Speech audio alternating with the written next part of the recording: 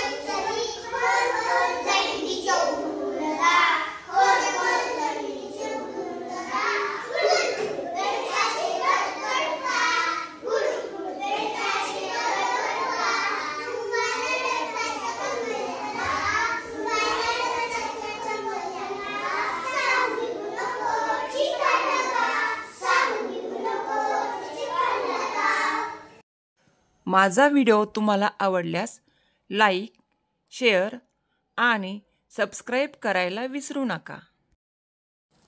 धन्यवाद.